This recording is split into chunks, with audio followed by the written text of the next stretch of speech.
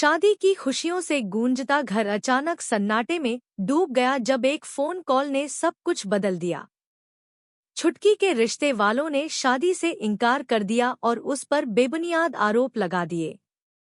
मासूम छुटकी बार बार अपनी सफाई देती रही, लेकिन किसी ने उसकी बात सुनने की कोशिश नहीं की।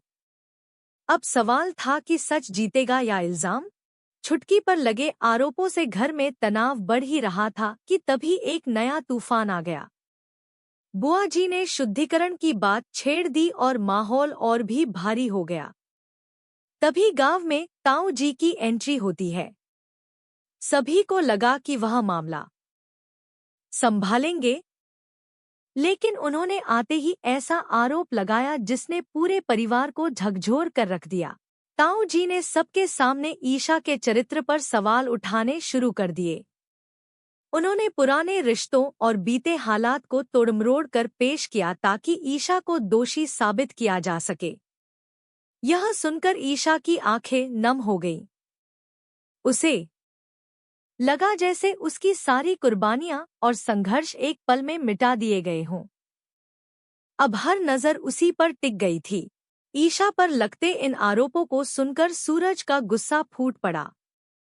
उसने साफ शब्दों में कहा कि ईशा ने हमेशा दूसरों के लिए त्याग किया है और हालात ने उसे कठिन फैसले लेने पर मजबूर किया था। सूरज अपनी पत्नी के सम्मान के लिए सबके सामने डटकर खड़ा हो गया, लेकिन क्या उसकी बात लोगों के दिलों तक पहुंच पाएगी? यह अभी भी एक बड़ा सवाल था। ताई माँ भी ईशा के समर्थन में सामने आती हैं और सच बताने की कोशिश करती हैं। वह समझाती है कि किसी इंसान को बिना पूरी सच्चाई जाने दोषी ठहराना गलत है, लेकिन बुआ जी अपने फैसले पर अड़ी रहती हैं। उनकी जिद और गुस्से ने पूरे परिवार को दो हिस्सों में बांट दिया। अब माहौल ऐसा बन चुका था जहां हर कोई अगली घटना का इंतजार कर रहा था। कहानी अब बेहद नाजुक मोड़ पर पहुंच चुकी है। क्या ईशा को अपनी बेगुनाही साबित करने के लिए नई परीक्षा देनी पड़ेगी? क्या सूरज अपनी पत्नी का सम्मान वापस दिला पाएगा? या फिर ताऊ जी की नई साजिश सब कुछ बदल देगी?